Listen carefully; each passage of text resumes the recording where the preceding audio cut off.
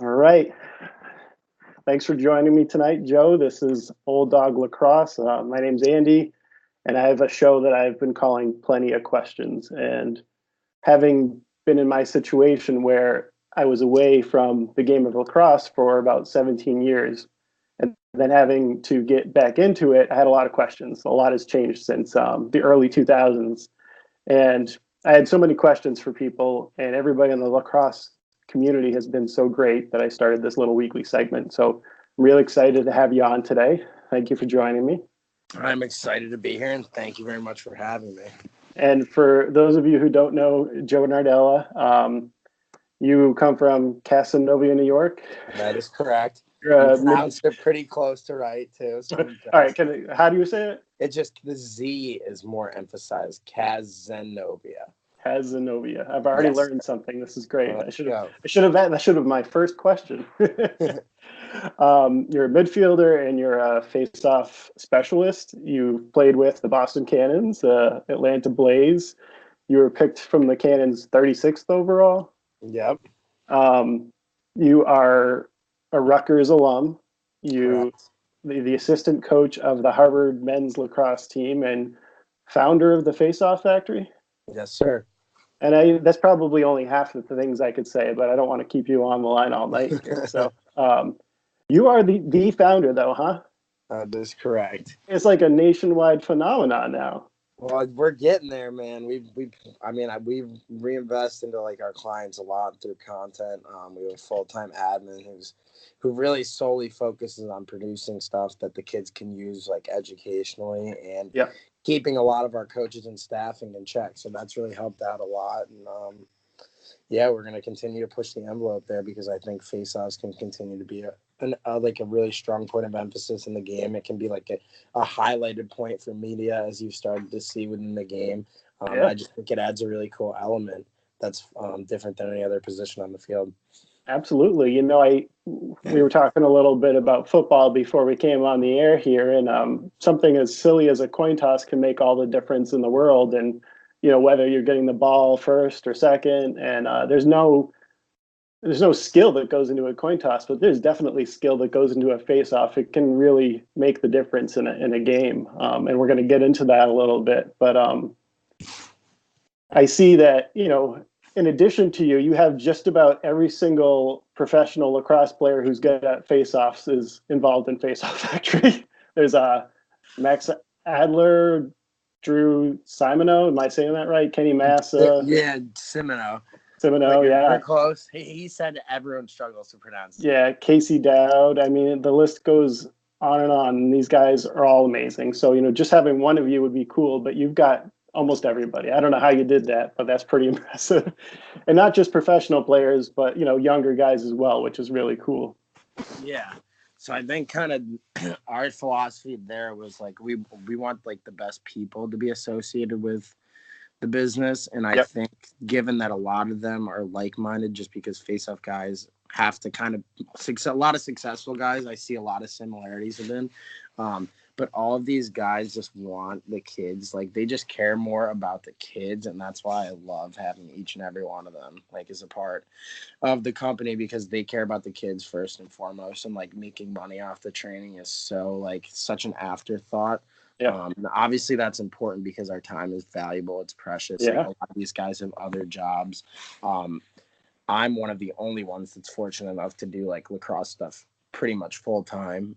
Yeah, that's pretty amazing. But even so, like these guys are all, as I said, like they're just teach first people, and they love to educate. They love to work with kids. Yeah. And they all have like a similar mindset that I do, and like what the entire vision of the company is just to impact the next generation, Mm-hmm. and make their like process of learning and playing this game go smoother and be more fun than ours was.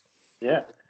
And I think that's both really exciting and kind of sad at the same moment, that every waking hour you're investing into lacrosse at all these different levels, whether it be professional player, assistant coach, running these face-off factory clinics, and I guess it's sad that, I don't mean this in a bad way, but it can't just be playing lacrosse, but it's really cool and exciting that, you don't have to spend any of your time doing something that you're not passionate about. which is really cool. And I think you bring up a really interesting point. Like, yes, if I was playing maybe a different sport as like everyone else would in lacrosse, maybe we're just players and and we can focus more on training full time or like all the other little things that go into being a professional athlete. However, that's not where our game is. And I do think it provides like a really unique platform for us to have such an impact, because like for me to be able to coach and play full time, like I have to do some of this other stuff and be creative with how we bring in income to support our lifestyles.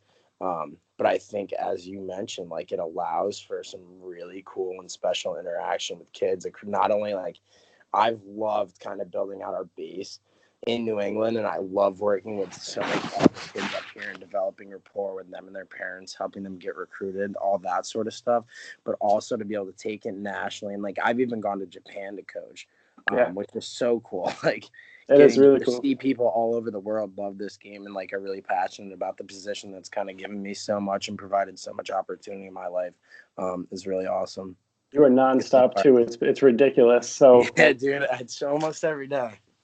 You teach players about the most important part, and I don't know, real quickly, I don't know if you know off the top of your head, do you know, is there a percentage that says based on winning face-offs compared to winning games?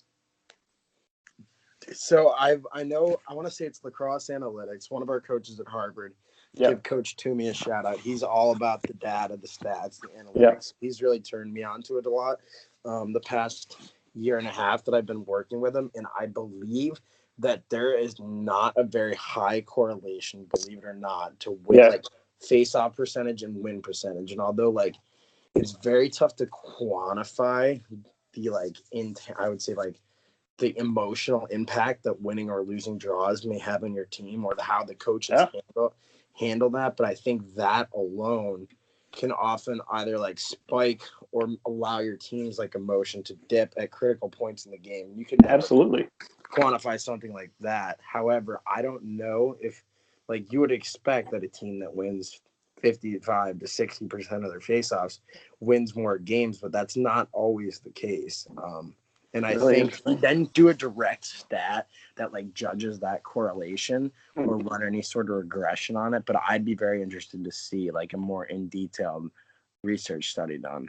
Absolutely. I mean, I think you mentioned the emotional aspect. I think that it probably weighs into it quite a bit. And I think it's better to have the ball in your stick than not have the ball in your stick. Exactly. But, you're teaching people about this, one of the most important parts of the game, but I wanted to kind of take a step back and talk about it a little bit in the aspect of somebody who is a young player, a new player, somebody new to the sport who doesn't really understand a whole lot about it. And I wanted to start with the initials FOGO.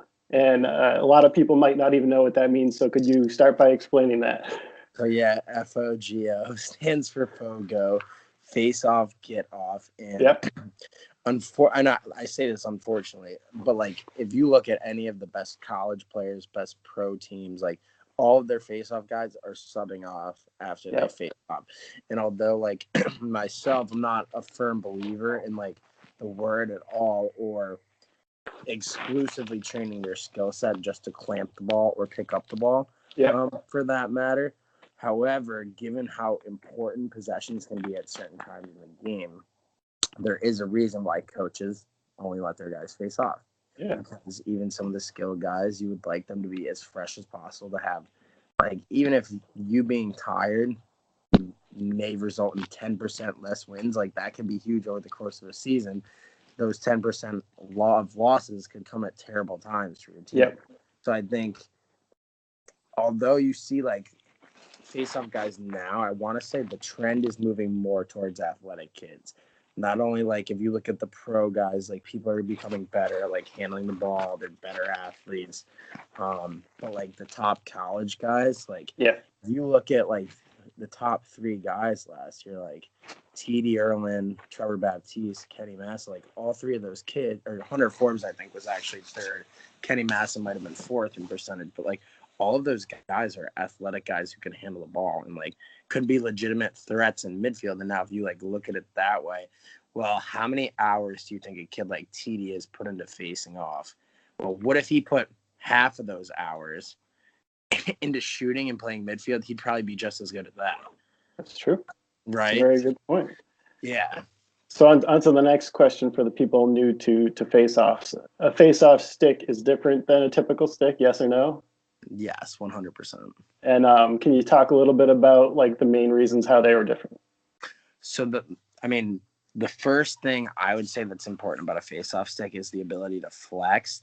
And often most midfielders, attackmen, defensemen, goalies don't want their sticks to be flexible because they want them to retain their shape and be reliable on ground balls, throwing, catching, etc. So given the way that face-off guys wrench and try to clamp that ball into the stick, pinch that ball into their stick to direct it out, you need a stick that's able to move, flex, and wrap around that ball so there's no space between the ball and the plastic. And so the sticks are very different. All the companies, I mean, I'll give STX a shout out because they're really the first ones. They like shortened up the throat on the sticks so you can get your hand as close to the ball as possible. And even having like that much, like my hand being that much closer than yours could be a huge difference, right? Because my right hand starts less than a foot away from that ball. So like in terms of like the percentage, 1 inch is maybe like 20% closer, right? So they have the shortened throats. A lot of them have like flatter sidewall rails, so your stick can sit closer to the ground, right?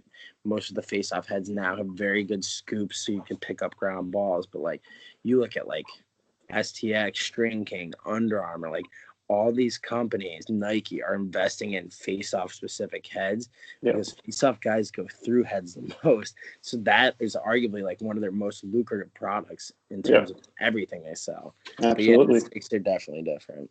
And I'm sure they came knocking on your door to help develop the new STX Dual 2. Yeah, so they're like they have a really impressive R&D team. They kind of do a lot of their own research. Myself and a lot of other guys, they would send us prototype heads to get feedback, and then maybe they tweak or change some of the things based on the feedback we give them. But STX has actually been awesome. They like come up and they've come to 2 of my sessions, like our Massachusetts sessions, and they'll just bring like a bunch of the sticks that they're testing out. Like they did it with the Dual 2, the new CEO that may be coming out or may not be coming out on I think they're trying to make a sequel to that head, but they come up with prototypes and they just let the kids use them and get feedback, which is like far better than just my feedback. You get 20 to 30 kids feedback in one day. Like it's a great little sample size. And I know we talked about the shorter throat, and then there's companies now that are putting additional screws into the throat of the stick, which really helps. What about, does a face-off head typically have shooting strings or nylons in it? I think it's all preference. Like, so I put one shooter, one nylon in my sticks, and like growing up playing midfield, like I like having shooters and nylons in there just for feel. But I don't necessarily, as I've gotten older and seen people get better at stringing, like one of the most gifted like offensive players I've ever played with, like Matt Gibson, doesn't use shooting strings. It's like, that why amazes not? me. It's like I just like to feel the ball. Like I feel like these guys string my sticks up amazing, and like I don't necessarily need them. And I throw the stick, and it's like straight as an arrow every single time. So I think it's very just talented. I think it's just preference. Really, I like feeling like I don't play with whip necessarily. I do like the ball to sit in one spot, and I like to feel it come off the top. So I think that's why I like the one shooter, one nylon is a really good fit for me. But I would say it's preference. However, a lot of guys don't like having like shooters or nylons because they don't want the ball to get stuck. So like you used to see guys put those shooters or nylons like lower than like halfway down before like they made the rule that it had to be 3 inches below the top, and the ball's getting like jammed in their stick and you're losing face out because it's not popping out. But I think people try to keep it simple, not use as many. Yeah, absolutely. Yeah. I appreciate, kind of that introductory about, moving on, I guess, now into some more interesting questions. Not that that's not interesting, but I wanted to make It's sure that interesting for me, but maybe some of our viewers might not think so. Well, the people who know face-offs, it's a recap, but I try to remember that there's a lot of people out there that are like me who had a lot of questions. So I want to make sure I kind of speak for everybody. A big part of what you're doing at Face-Off Factory isn't just teaching lacrosse and face-offs, but you really kind of stress film study. Can you talk a little bit about that? Yeah, so this is something like in college, I watched a ton of film. In high school, we didn't do a ton of it. And then being a college coach, I've seen how much like of an emphasis it is, how beneficial it is. And like some of the best coaches that I've been around in my short career, like film is the most important thing that we do. So Yeah. I'm like, all right, so we have this position that's super technical. It ends, a face-off can end within less than a second, right? Or it can go on for 10 to 20 seconds. And these kids are coming to my sessions, going against each other and grinding for 1 hour, and they don't get to ever see it again. Like, how much are they actually retaining? I was like, there has to be a better way. Yeah. So then we started to have someone who I work really closely with, my buddy George Lacosi. His company is called ASA Photographic, and he's been working with us for maybe 2.5 years now. Mm-hmm. And he comes to the majority of our sessions and he films them. And Yeah. now there's weeks he can't be there, and I'll like make do with my phone or my iPad, and like even that is better than nothing. Mm-hmm. And these kids, like, I know not all the kids watch it, and I still fight them on this, but most of my better kids die for the film. Yeah. And if it's not up by the next morning, they're texting me. I'm like, Pay attention, kids. right? Exactly. And like, I tell them every week, I'm like, yo, what's your homework, everybody? And they're like, watch the film. I'm like, that's right. Mm-hmm. And these kids, most of them are driving in the car anyway, like all the time with their parents, going to sports, right? Going to school. You could find time to watch 15, 20 minutes of film. And I've felt that the retention rate when I know that they're watching has gotten so much higher.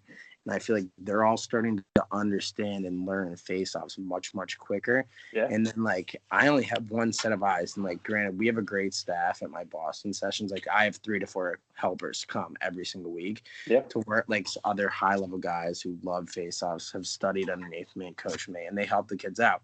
But when the kids go to their high school seasons, like I'm always like, who has a personal face-off coach?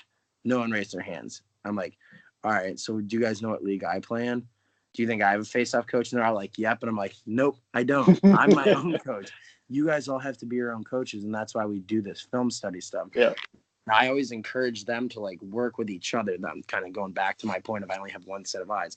Like I encourage all them to teach each other and coach each other. And by doing the film, I feel like they're all able to do that. And like they may pick up on something like, oh crap, like this kid does a really good job of punching his right hand into the ball. And then next week, like they're watching that kid when they're going against him or he's going against other people, and like I'm trying to copy what he's doing.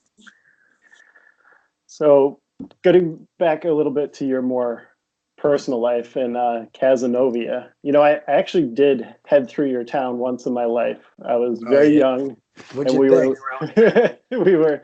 We were looking at colleges with my oldest sister, and we had to stop and stay at a hotel that I think might have been in your town. There's not whole lot there, is there? No, it's pretty small. There was only, I want to say, 130 kids in my graduating class. And that was one of the bigger classes in like a decade. Yeah. What is there to do for fun there? There's a lot of stuff to do for fun. We have the lake in the summer. There's obviously a lot of like skiing, snowboarding stuff to do in the winter. Yeah. Tons of people snowmobile, people hunt. It's just very like outdoorsy, Yeah. Yeah. Right. I mean, growing up, when we got into we would do all sorts of different things. Like I was out in the woods, we were collecting feathers, we were shooting BB guns. We were playing with our dogs. Always playing lacrosse. I'm just always outside. Cool. Yeah. So I noticed you're rocking a pretty nice mustache there. I wanted to get into that a little bit. It's a nicer mustache than Andrew Bracey's. So terrible. He knows it too, though. At least he's self-aware. Can we talk about the Lax Stache madness and what you guys are doing for Headstrong right now? Yeah, so I'm like, as I told you earlier before the call, like I love supporting anybody who's dealing with like any sort of illness, sickness, and like the Headstrong Foundation, just being close to it, like playing in the game, the scrimmages in the fall in college, and supporting the cause. Like I just think it's an awesome cause. They do a great job. Hearing Nick's mother, who runs the foundation now, like speak. When we played, we participated in like a 4-team scrimmage 2 falls ago, like Hopkins, Albany, and Richmond. my first or second year coaching. Like that was super impactful. So I was just like, we gotta support the cause. I think I'm that's trying to great. get all the coaches on board. Hopefully this week we will be releasing some of their mustaches as well. I'm gonna provide an I love update. how we're releasing mustaches. Oh yeah, I think that's how we get some traction. We got to get people hyped up about it. Well, I got my We're gonna do our mustache. second wave this week. Now that I've given those guys a week to grow out their facial hair.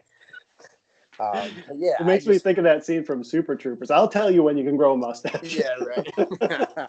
That's one of my favorite movies too. I love that movie. But yeah, really Good just movie. wanted to support the cause. I think it's awesome. I think it's like to just raise awareness. And I think like the more we can get kids thinking that way at a younger age, that like you can make an impact. I think we're doing it like our job as coaches and educators and molders of younger minds. Well, I think it's really great that, you're doing that. And I encourage everybody to go. You can go to your Instagram profile and probably some of your other social media outlets, Yeah. and you can click on the link to check it out. Getting into some more hard hitting questions here. You're a two-time MLL All-Star. Is it two times? Yes, sir. Which is pretty amazing. But big news this year with the creation of the PLL, and the good news for you is you're heading over. Can you talk anything about that yet, or is Yeah, it I still? think it's pretty out in the open at this point. Yeah, I'm really excited about it. I think that playing the game in front of a mainstream audience is just going to be awesome for the sport. It's going to get exposure absolutely. that it never has before. I I went to think, watch the finals this year, and it wasn't even going to be on television. They at the last minute, I think they put the very last game on ESPN2 or something like that. But the second to last game wasn't even on TV. what, yeah, I think, yeah. And I know they, like, not to knock them out, they've been trying to do better, and they have been doing better. But I think a lot of the players have just been a little bit fed up with some of the things that have gone on for too long. And I think Yeah, Paul and Mike have done such a great job organizing everything. They've been very thoughtful with like their rollout of everything. you can tell. Yeah, and they've brought in more press in the past month, more mainstream media coverage than lacrosse has ever had. And Paul's definitely one of those guys who's got a career lined up for him once he stops playing lacrosse. yeah, he's Anything just he puts his mind to. yeah, he's a super impressive individual. And like I really started just from like I had some interaction with him through like the Team USA training stuff, and I Yep. was really impressed by him as a leader. And then listening to his podcast and like how like thoughtful and of a like how much of a high level thinker he is with some of those like individuals that he was able to get on there. I was like, Yeah, this guy's got his stuff buttoned up, right? absolutely. So, and I think being someone who's a full-time lacrosse player, like he's just an awesome person to look up to and aspire to be like. You once had an interview with STX where they asked you if there's anything you could change about the game, and you said you'd like your sport to broadcast to a wider audience.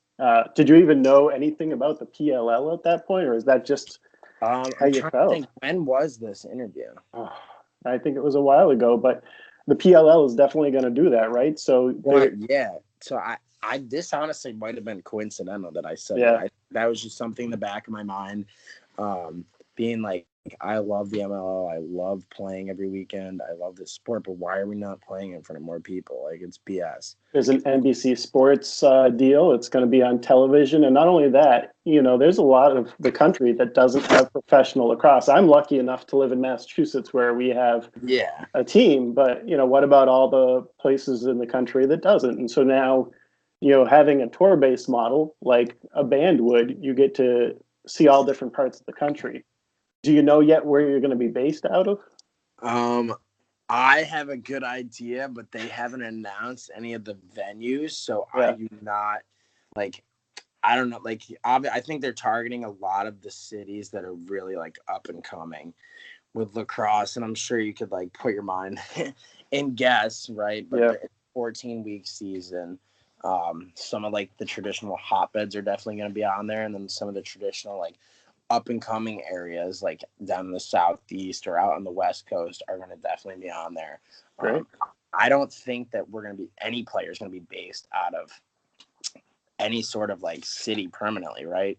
I think the tour based model offers like a unique way for all the players to kind of live in their home markets, and then travel on the weekends, similar to like they were doing previously in the old league. But I think this provides a better platform to do so. So because, would like, it be even for like the Cannons, like we had like maybe like 5 or 6, like maybe 5 guys, 6 guys lived around or in Boston. But now like everyone's going to be going to each city each weekend, and I think it's a really cool that you're going to get to be like surrounded not only by your teammates, the opponents, but like everyone in the league essentially. Yeah, and maybe instead of being like the Atlanta Blaze, it's just going to be like the Blaze. You know, you're not going to have a city in front of. It's going to be like, I think that, and I don't know if you saw like the Inside Lacrosse thing. They were talking like maybe it'd be like Blaze FC or LC, like Blaze Lacrosse Club or something like that. So I want to go into my first lightning round now. So I don't have the fancy graphics and the sound effects, but I'm going to go into a little bit of a lightning round. You don't have them yet. Someday when you blow up, you're going to have them. So I wanted to go into a little bit of this here. So these are quick questions, quick answers. All right, you ready? Yeah. Now, making the move into the PLL, who are you excited that you won't have to line up against anymore? Against? Is there anybody that really had your number? I'm not scared of anybody. No, I'm just kidding. I'm upset that I don't get to go against him again, but I think he's a really, really tough opponent. Max Adler's very underratedly good. Absolutely. Do you know anybody who's going to be on your club? I do not. They haven't announced anything team-wise, but I got a few teammates I'm really hoping for. Some of the guys that are on the Blaze with me, Ratliff, Gittleman, Kevin Rice, Callum Robinson, would love to be back with a lot of those guys. Yeah. Do you get any say in what the name of the team is or like the mascot maybe? I do not think so. I think I got to play a couple more years before I have that kind of leverage. And if you did, what would it be? My team name, I would go with the Lakers. Give my high school a shout out. Yeah. And what some people might not know about you is you're not just a great lacrosse player. You're also a great hockey player. I like to think I was all right. A champion, right? Yeah, we won states in hockey. That's correct. Yep. You coach Harvard, so that's the end of my first lightning round. Anyway, you coach Harvard's finest. Well, this is kind of like a continuation of the lightning round. Do you know who's going to coach PLL? Are there coaches? I do not. Yeah, there's going to be full-time coaches. I think 1 head coach, 2 assistants, GM. It's going to be pretty serious in terms of staffing, and I think they're only going to go after the best of the best. All right. Yeah. I'm going to move into the last leg here because you go from like sun up to sundown, and I don't know, with all the running around you do, you're probably going to go into early retirement. How old are you? I'm 25. No, you probably feel like you're 45. No, I think being in the car a lot definitely adds stress on my body. I got to just be more proactive about my treatment, and I got to get back to my chiropractor. She worked with us with the Cannons. She's awesome. Yeah. And that stuff like really does help. I think that's one thing that I've gotten smarter about as I've gotten older. I've become more mindful of just recovery in my body, do yoga every week, that sort of stuff. Absolutely. So you mentioned, you go straight through, but you did have a little bit of a chance to watch some football today, right? Some of the Eagles. How did you become an Eagles fan? I don't want to talk about it. I really don't want to talk about the Eagles. I think there was another question that asked you who your favorite athlete was, and you had a great answer for a professional lacrosse player, but you also said Donovan McNabb. Why? So I'm from Syracuse. Yeah. My mom's from Philadelphia, and when we had Donovan McNabb and he played with like Marvin Harrison, and Syracuse football was very good when I was growing up. And then he got drafted by the Eagles, and my mom got me the jersey, and the rest was kind of history. I did like the Rams. I was kind of a front runner when they were really good. Like what do they call it? The greatest show on turf. Yeah. Yeah, and I was Kurt Warner for Halloween 2 years in a row. And so my mom was just trying to get me to get out of the Kurt Warner mindset. Got me the McNabb jersey, and I never looked back. I just loved him as a player, as a leader. I thought he had a lot of attitude to him. He just played tough. Absolutely. So we talked about early retirement. talk about like if you did retire today or, after retirement, which MLL or PLL player do you think would be most likely to become American Ninja Warrior? American Ninja Warrior. Whoa, that's a tough question. He just retired too. I would have said Josh Hawkins. Oh. Who do you think would most likely to become a WWE wrestler? I mean, I think it's a given. You got to go with Scotty Rod. Happy Gilmore. Is this your favorite movie? I love Happy Gilmore. It's a great film. Oh yeah, and like the best part about it is like now that I'm a full-time lacrosse player, and yeah. I loved hockey. That was like my favorite sport growing up. And like when he shows up on the first day, he's like, "I'm a hockey player, but I'm playing golf today." Like that's one of my favorite lines ever. Yeah, that should have been your answer to what your favorite quote was there. But so it's funny. My kids, I got a 5-year-old and a 7-year-old, and they're, long story short, it's kind of the reason why I got back into lacrosse. But they really love driving in the car with me and listening to music. And we listen to certain music during certain holidays. We have Christmas playlists, we have Halloween playlists. So right now they keep asking me to play Thanksgiving songs. And I'm like, I don't know what to play for you. The only two Thanksgiving songs I know are one by Adam Sandler, which isn't really appropriate for kids. Yeah. And that song that's really long, that's like 12 minutes and mostly talking. And they're not really too into that. But I figured I'd go into like a quick lightning round about Thanksgiving. See like how I segued that from Thanksgiving I song love to Thanksgiving. It's probably that and Christmas. I have to say my two favorite holidays. Yeah. I know you've been asked kind of about your diet and how you're staying healthy. If you had to choose only 4 items to have for your Thanksgiving meal, and this includes dessert, what would be the 4 items that you would have? I have to go with a lot of the basics: turkey, stuffing, mashed potatoes, and then some sort of vegetable. No dessert? No pumpkin Pumpkin pie? pie, yeah, pumpkin pie. That's kind of like a vegetable, right? Does that count? Yeah, I guess. Now, here's a hard-hitting question. You love hockey. It's kind of part of who you are.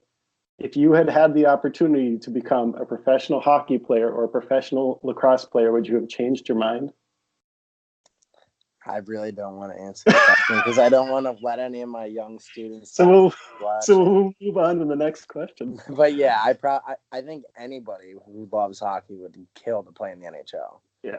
I mean, and we'll be honest, like we're hoping that lacrosse is going to change, but professional hockey is in a much different spot right now than professional lacrosse is. Exactly, and that's part of the reasoning behind the decision. Yeah. If salaries and exposure were equal, I think I love lacrosse more. It's like it's my life. I love it. I love working with kids. All that. And lacrosse is your life. And I love lacrosse too, but I'm also really into like art and photography. That's kind of one of my secret hobbies. Those not secret, but like another part of who I am. Yeah. But tell everybody what kind of hobby that you have that they don't know about. Honestly, one of my favorite things to do, and people will knock me for it, I love to play video games. What are you playing these days? I just got the new Call of Duty. I like it. I really still like Fortnite, but my favorite game of all time is Halo. Halo is a great game. That was probably so at the end of my video game career.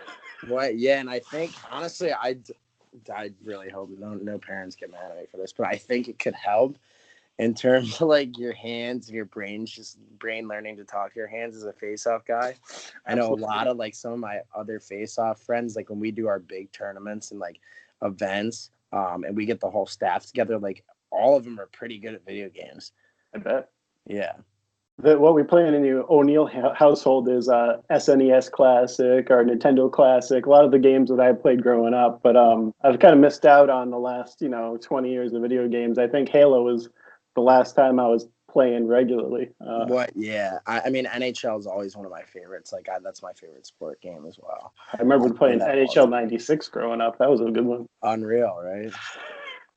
Yeah, so that's one of my favorite things to do. I recently have gotten like back into reading, like coaching and motivational type stuff.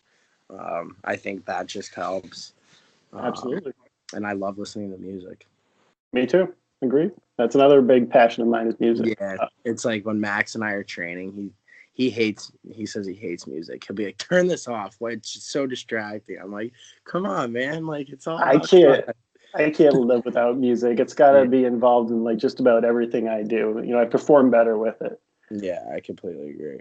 So this is my last question, and it's a deep question. My men's fall ball league that I was in this year, they didn't have face-offs. And my question would be to you, if rules changed and they took face-offs out of the game of lacrosse, what kind of clinics would you do? I would continue to teach. I want to say, given that I'd kind like I've been working a lot with the defensive side of the ball at Harvard. I kind of always liked offense better because I love to shoot. So I think I would work on shooting offensive stuff and then maybe progress into footwork and defense. But being that I've been a college coach, I think that provides a platform where even if there was no face-offs, I'd still be pretty comfortable and confident coaching all areas of the sport. I agree. And I don't think that we have to worry about that, but it's just kind of one of those hypothetical questions. What? Yeah. No, I've thought about it too because it's been like talked about, and that's why Yeah. like Harvard. They're always talking about these things. Rules change, things change, so you never know what could happen. I think they did take it out for 1 year. Mm-hmm. That's a good trivia question. I'm sure the viewers will know the answer to that. But, yeah, I always am trying to stump our kids. Like I have pop sockets and ball stops that I give out, and we do trivia at the end of most of our sessions. And I'm trying to stump the little guys. Well, thank you very much for joining us today. Before we go, is there any kind of last parting wisdom that you want to leave with us, or any information about something coming up down the pike that's really exciting? Any information about something coming up? Well, we're going to be announcing our West Coast tour Awesome. in January. So that's something I'd like to shout out. I'd like to shout out all our coaches for continuing to motivate me and teach all these young guys and have an impact. I'd like to give our admin, James Angelo Cola, a shout out. He's kind of been my partner in growing this thing the past year. Mm-hmm. He does an awesome job. And then I'd always give Max a shout out because him and I this past summer, we absolutely grinded against each other every single day. And he continues to make me a lot better as a player, as a coach, all that sort of stuff. Yeah. Well, thank you very much. I'll give you a shout out for having me on. I had a lot of fun.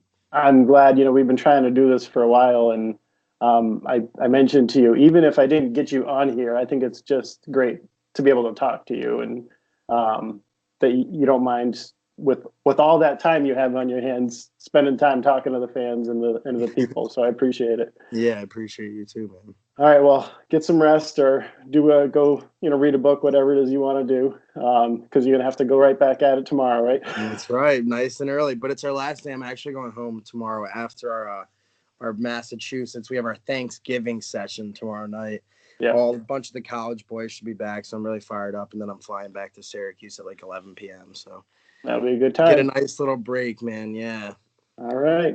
Well, thank you very much, sir. Yeah, anytime. You have a good one. And in touch. Yeah, I'm excited to see what the final product looks like. I'll show you. All right. Later. All right. Have a good one.